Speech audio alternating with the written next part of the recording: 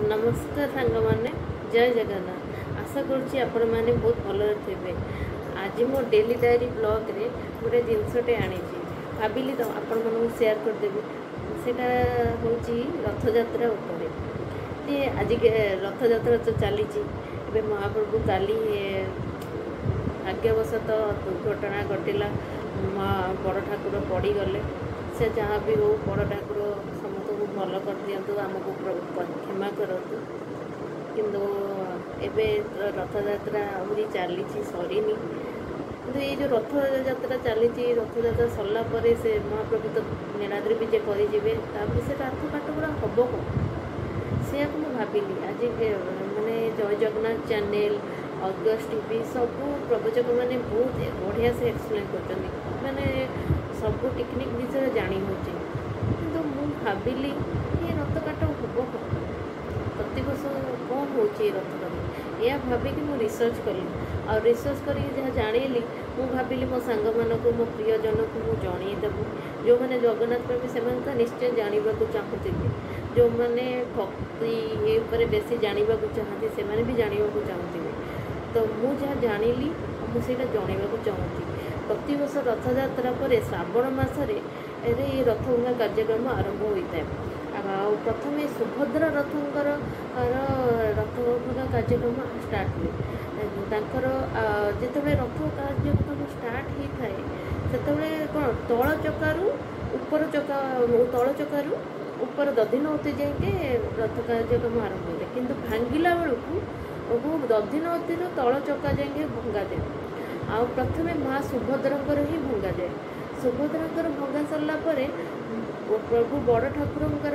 रथ भंगा जाए तापर आमर अति प्रिय कालिया ठाकुरंकर रथ नंदीघोष रथ भंगा जाए यहाँ हूँ कि भई सेवक मैंने रथ भंगा कार्य भी करता यहाँ श्रीमंदिर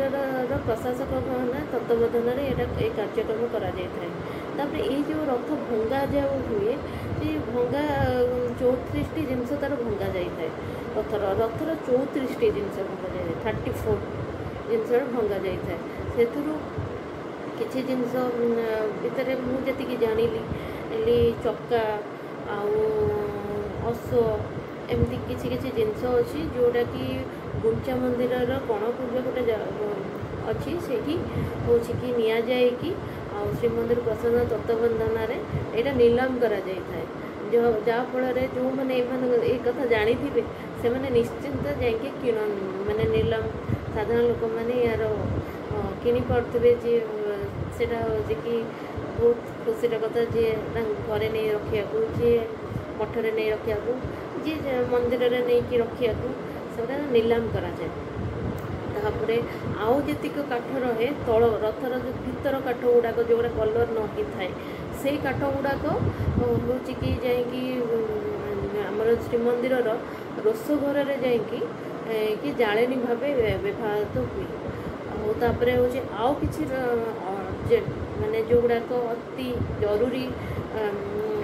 हूँ कि काठ जमी पार्श्व देवादेवी आउ कि रही से गुड़ाक जगन्नाथ वल्लभ मठ भितर संरक्षित भाव हुए प्रति वर्ष पढ़ाए रंग कराए रथर कार्य यूज कराए आउ जो आमर रहा जो रथर शुआ सारी सारथी एमान को कौन कराए ना प्रति वर्ष कलर कराए किंतु नवकलेवर समय कौन कराए भगवान महाप्रभु मैंने हूँ समाधि नेला बेले शुआ सारी सारथी समाधि नियति आ नूतन भाव गढ़ा जाए एतिकी मु जनइली एतिकी जानिली आपन को जदि ए विषयटी बहुत भल लगी आपन निश्चिंत शेयर लाइक सब्सक्राइब करेंगे आपन एमती भल पाइबा देले मु आगु आगु बढ़ी पाइबी। जय जगन्नाथ।